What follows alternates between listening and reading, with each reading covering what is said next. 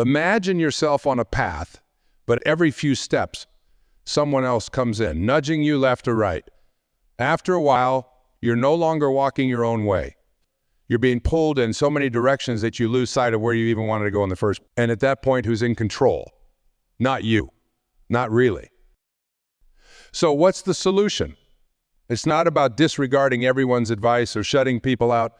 No, it's about listening to your own voice, weighing your choices based on what aligns with your truth.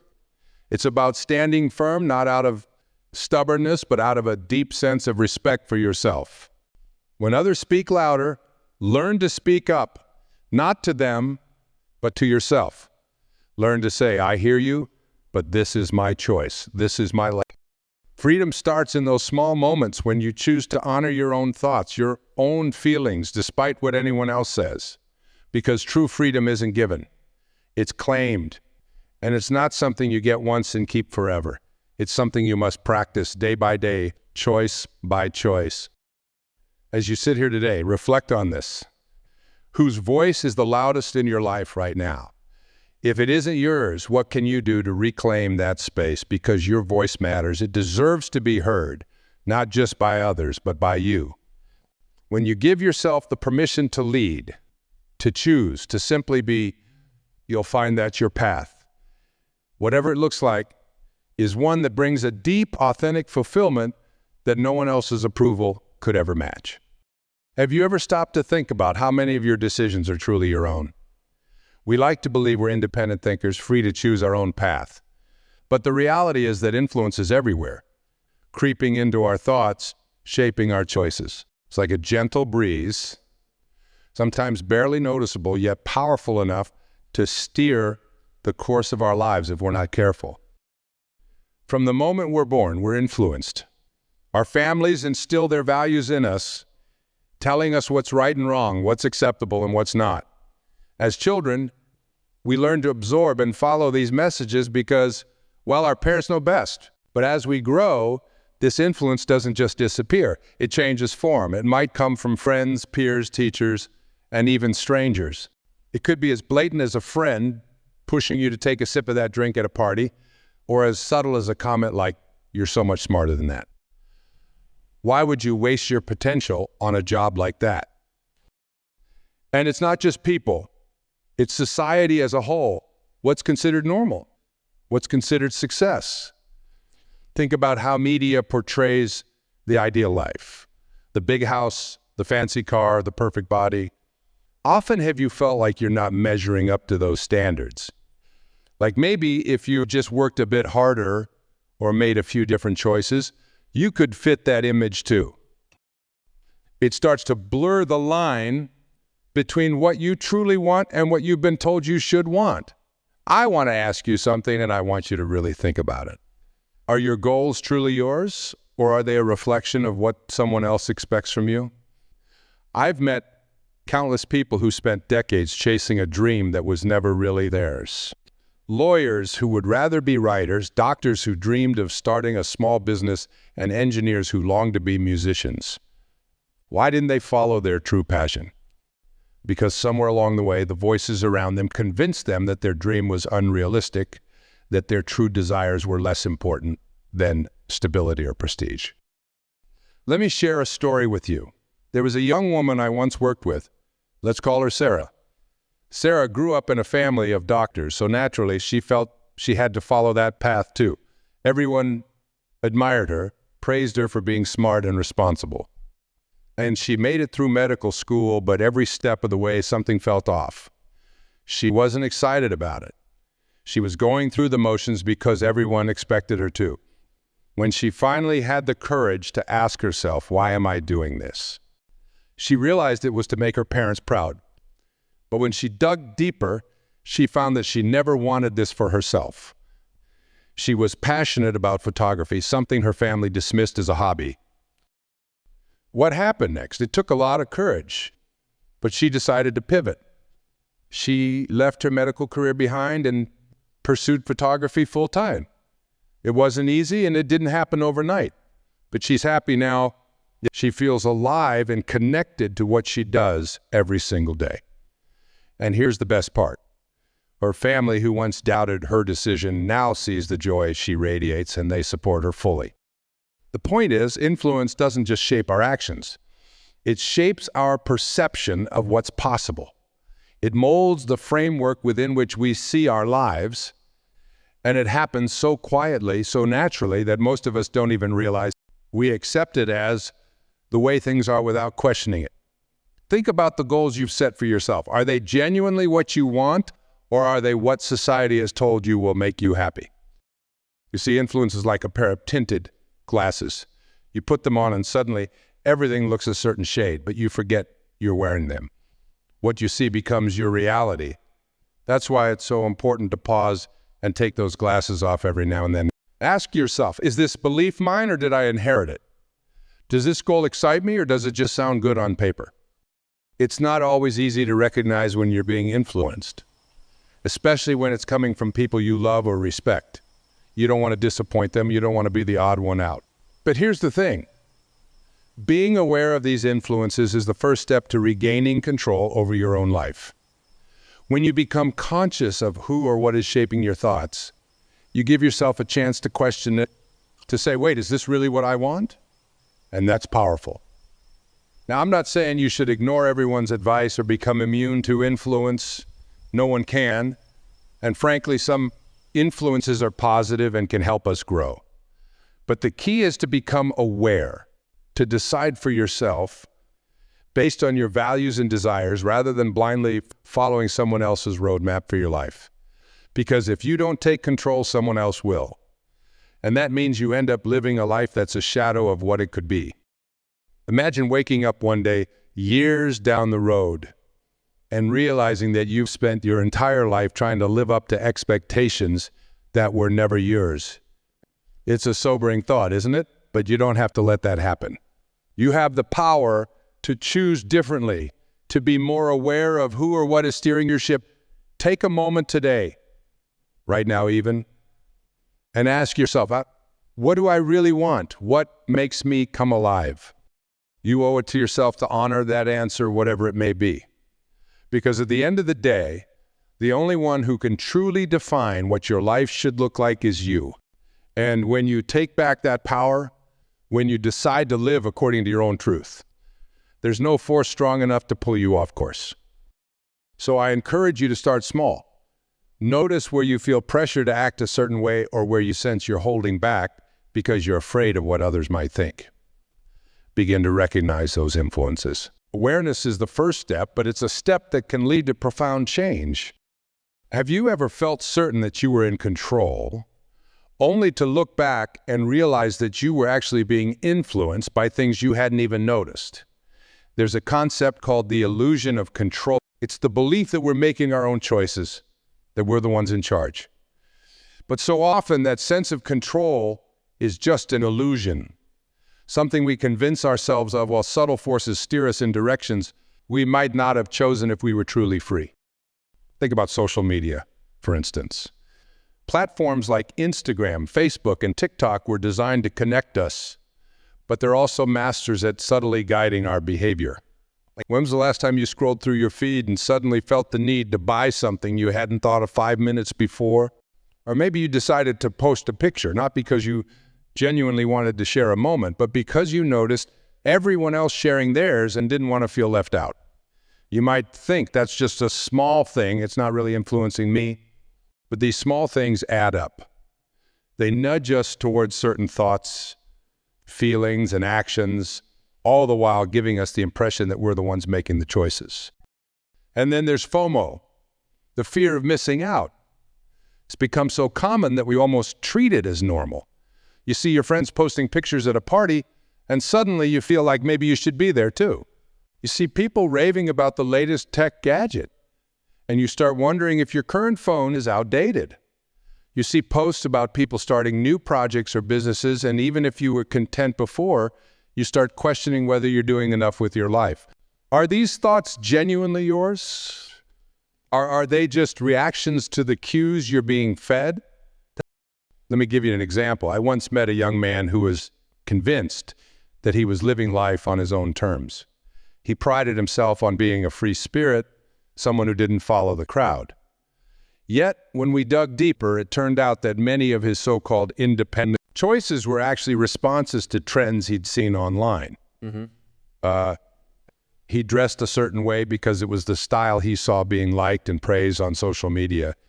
He bought books that were being hyped as must-reads by influencers, even though he didn't particularly enjoy them. He was, in many ways, being led by the very crowd he thought he was resisting.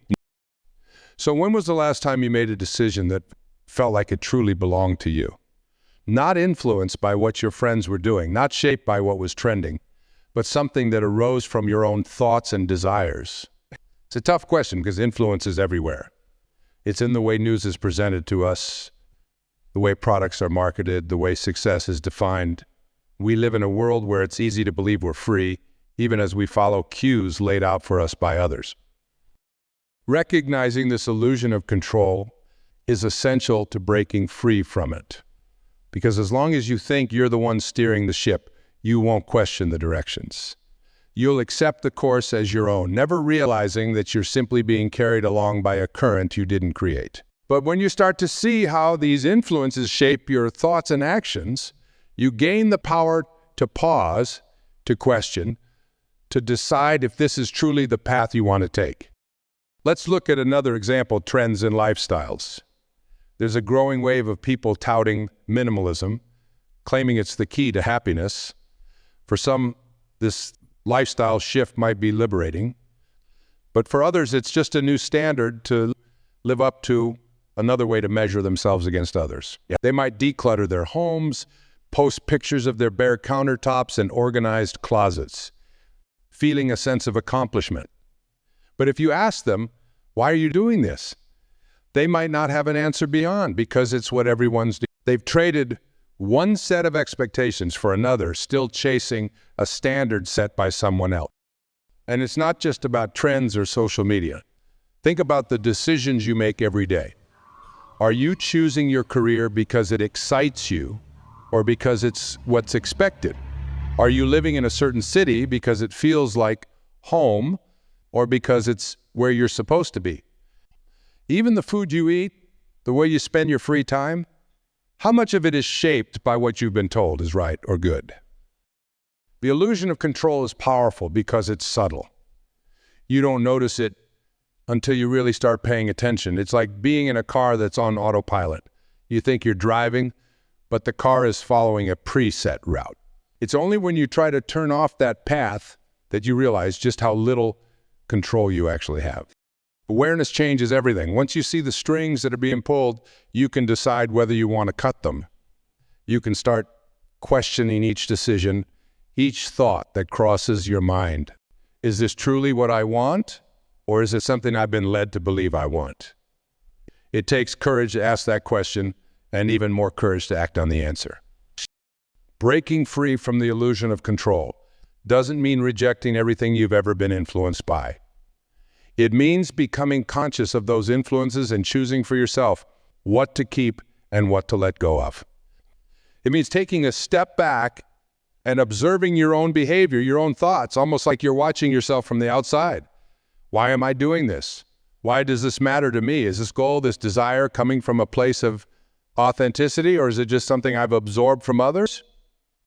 And it's okay if you don't have all the answers right away. The point is to start questioning, to start noticing. When you do that, you'll begin to see how often you're acting not out of freedom, but out of habit or expectation. You'll start to recognize when you're being nudged in a direction that doesn't feel right. And that's when real freedom begins. Not when you follow a path blindly, but when you see the path clearly and still decide to walk it because it's what you choose. There's no quick fix, no easy formula for breaking free from the illusion of control. It's a process, a practice of becoming more attuned to yourself and less reactive to what's going on around you. But each time you catch yourself making a decision that feels like it's not entirely your own, that's a victory. Each time you pause and say, is this really me? You're reclaiming a bit of your power. When was the last time you made a decision that felt truly deeply yours? If it's been a while, that's okay. What matters is that you start asking now. Because the more you ask, the more you'll begin to hear your own voice amidst all the others. And when you listen to that voice, your real voice, you'll find a freedom that no illusion can take away. Have you ever noticed how difficult it can be to hear yourself think when you're surrounded by noise? Not just physical noise, the blare of traffic or the hum of a crowded room, but the noise of opinions, judgments, and expectations that constantly swirl around you. It's like trying to have a conversation with yourself in the middle of a shouting match.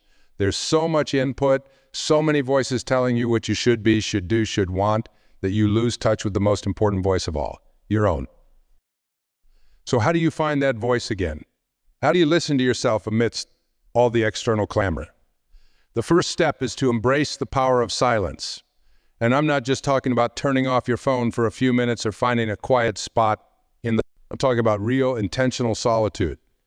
The kind where you're not just avoiding distractions, but actively creating space to hear what's going on inside.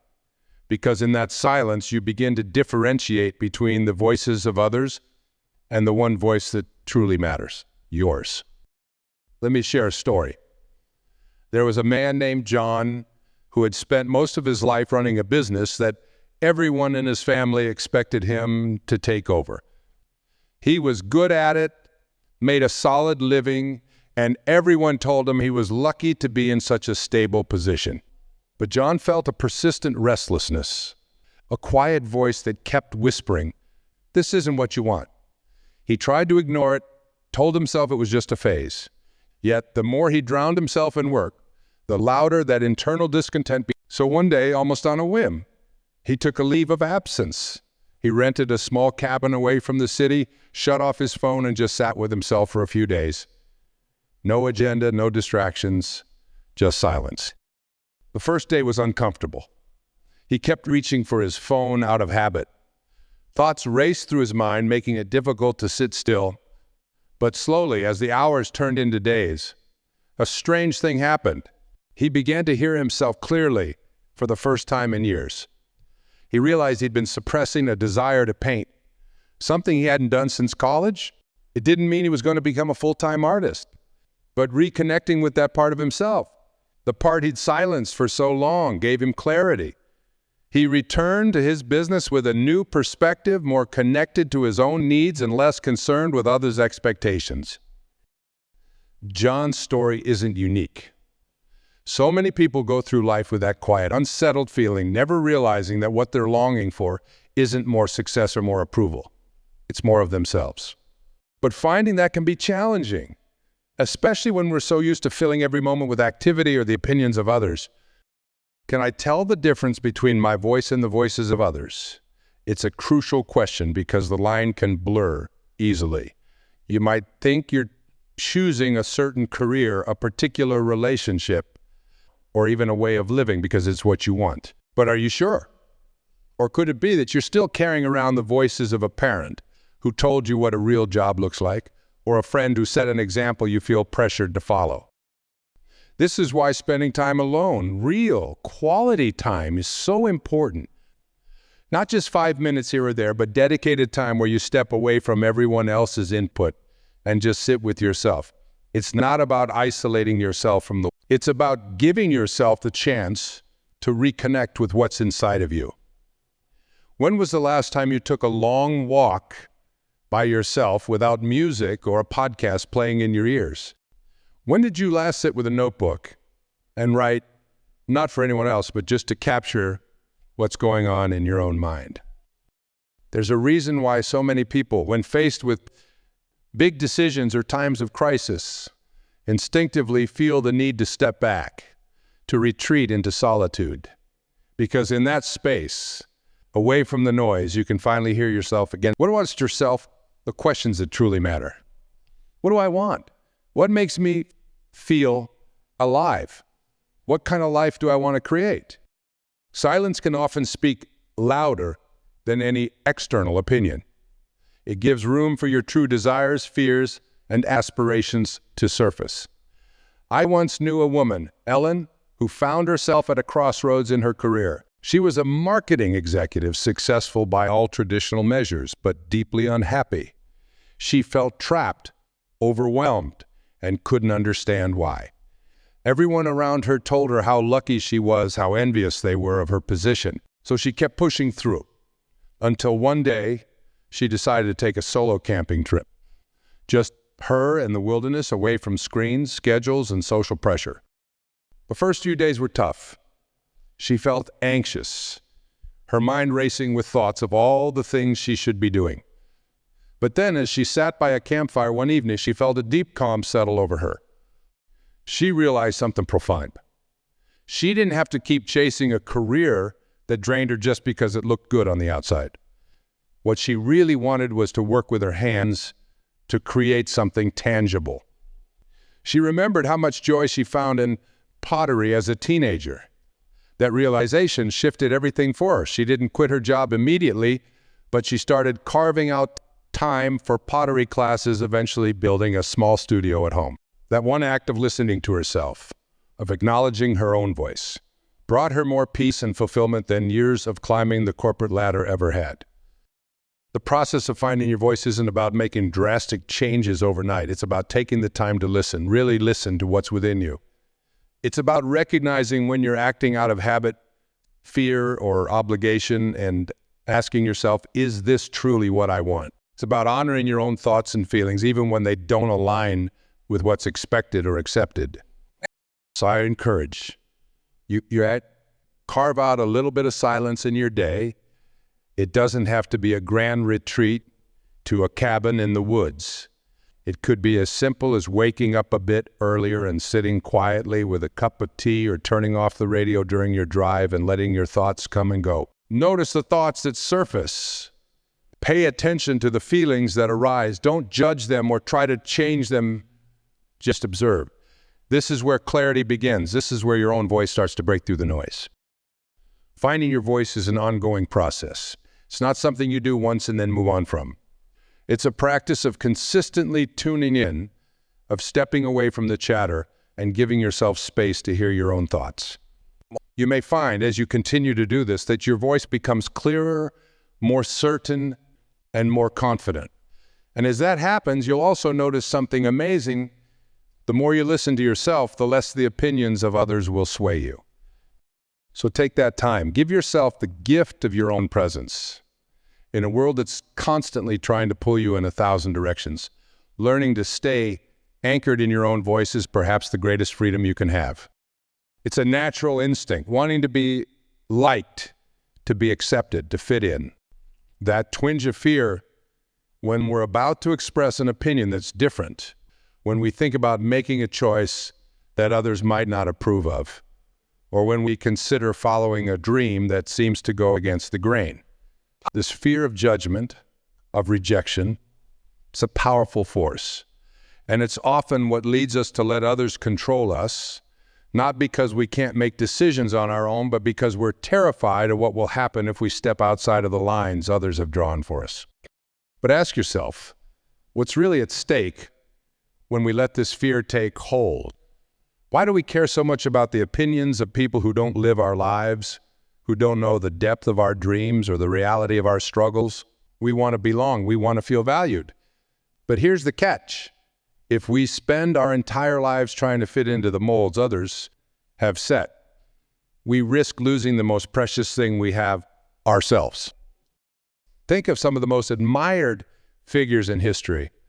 These are people who stood out, who faced harsh criticism, and yet refused to bow to the pressure of fitting in. Look at someone like Galileo, who dared to say that the earth was not the center of the universe, even when the world condemned him for it. He wasn't praised at first. He was ridiculed, shunned, and even persecuted. Or take Martin Luther King Jr., who spoke out against injustice and faced not just criticism, but threats and violence. He chose to continue speaking his truth despite knowing the danger. And then there's someone like J.K. Rowling, who was rejected by multiple publishers before Harry Potter became a household name. Imagine if she'd let those rejections stop her. What a loss that would have been, not just for her, but for all of us who found magic in her stories. What do all these people have in common? It's not that they were fearless. Fear was very real for each of them.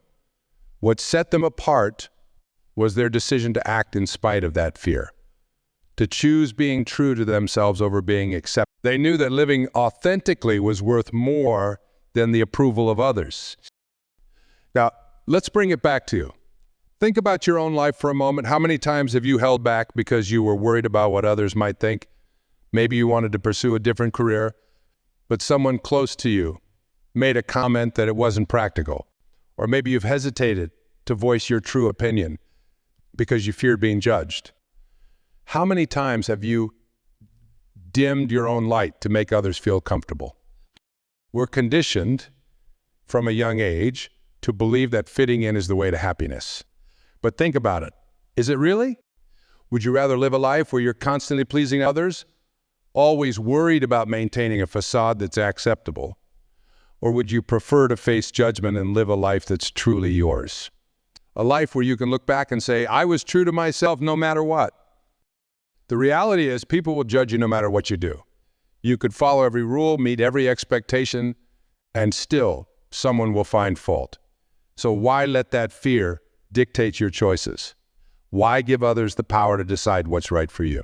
Embracing discomfort, rejection, and criticism is not easy. But every time you do, you're strengthening your connection to yourself. You're proving that your voice matters more than the noise around you. Think of a time when you faced judgment or rejection. Maybe it was for something as simple as your taste in music or as significant as your choice of career. What did that feel like? Did it make you want to conform, to change, to hide that part of you? That's the power judgment can have when we're not careful. It makes us question our worth. But here's something to consider. Judgment is often a reflection of others' fears, not your own shortcomings. When people criticize, it's often because you're showing them something they're uncomfortable with. Maybe your courage to be different, your willingness to take risks, or your decision to stand by your values. So when you face judgment, see it as a sign that you're stepping into your own. See it as a sign that you're living authentically, that you're no longer willing to shrink yourself just to make others comfortable. Remember that every time you choose to stand up for yourself, to follow your own path, you're not just pushing through the fear of judgment. You're growing. You're becoming the person you were meant to be, the person only you can be. Think of someone like Steve Jobs. He was fired from his own company, the company he built from scratch, because he didn't fit the mold that the board wanted. Can you imagine the rejection, the judgment he must have felt? But did he let that define him? No. He took that moment and turned it into an opportunity to reflect, to grow, and to come back stronger than ever. He faced judgment and rejection head-on and ultimately created something even more powerful. Or look at Oprah Winfrey. Early in her career, she was told that she wasn't fit for television. Imagine if she had let that judgment hold her back, if she had accepted others' opinions over her own. We wouldn't have the Oprah we know today, the one who broke barriers, challenged stereotypes, and built an empire based on authenticity and connection. The point is, every time you face judgment, you're at a crossroads. You can either let it push you back into a box where you're safe but small, or you can use it as a reminder that you're stepping into your own, that you're living a life that's aligned with your truth. Sure, it's uncomfortable, it's painful even, but that discomfort is a sign of growth, of transformation. It's proof that you're no longer living for others, but for yourself. So the next time you find yourself hesitating because you fear judgment, ask yourself, who am I really trying to please? And is the approval of others worth losing myself? More often than not, the answer will be no. The price of conforming, of silencing yourself to fit in, is far too. Embrace the discomfort. Let rejection and judgment be your teachers, not your jailers. See each criticism as a step closer to finding your own strengths, your own voice. After all, the world doesn't need more people who blend in. It needs people who are willing to stand out, who are brave enough to be themselves no matter what. That's where true freedom lies. Not in being liked by everyone, but in being fully, unapologetically yourself. Wouldn't you rather face judgment and live authentically than live a life that's a compromise, a watered-down version of who you truly are? When you start to live like this, you'll see that the people who judge and criticize aren't the ones who matter. The people who matter are the ones who are drawn to your authenticity, who respect your courage to be real. So step into that discomfort. Face the judgment. Use it as fuel to go deeper into who you are. Because the moment you decide that your own opinion matters more than anyone else's, you reclaim your power. You start living not for them, but for you. And that's a life worth living. You see, being true to yourself doesn't mean that you have to shut people out. It doesn't mean that you have to walk away from every relationship or live in isolation. In fact, one of the greatest strengths you can cultivate is learning how to be yourself fully and authentically, while still maintaining meaningful connections with others. It's about striking a balance, a dance, if you will, where you honor your own truth without disregarding the value of healthy relationships. When you choose to set boundaries, you're not distancing yourself from others. You're inviting them to see and respect the real you. And in that space, genuine, fulfilling relationships can flourish. Boundaries aren't a rejection of others. They're an acceptance of yourself. Practice them with grace, with compassion, and with the confidence that you're worth protecting. Today, we've discussed how subtle influence can shape our lives, sometimes without us even realizing it. We talked about how peer pressure, societal norms, and even the expectations of those we love can gently nudge us away from our authentic selves. But being aware of these influences is the first step to regaining control. When you recognize what's shaping your decisions, you're no longer a passive passenger in your own life. You become the driver, steering your choices in the direction that feels right. And then there's your fear of judgment, of not being enough, of losing approval. But here's what I want you to take away. Fear only has as much power as you give it. The people who seem fearless, who stand firm in their truth, they simply learn to walk alongside it. When you face that fear head-on and choose to act from a place of authenticity instead, you send a powerful message to yourself and to the world, that your voice, your values, and your sense of self are stronger than any opinion that might come your way. You've also heard about the importance of boundaries. Without them, it's easy to get lost, giving so much of yourself to others that you forget to leave space for your own needs and desires. Boundaries aren't walls that shut people out. They're bridges that invite healthy interaction. When you say no to others, you're actually saying yes to yourself. And that's a commitment worth making. Imagine a life where you feel safe in your own space, where you engage in relationships that uplift rather than drain, where you're confident enough to honor your needs without the weight of guilt or shame. That's the power of boundaries, the heart of it all. Living authentically.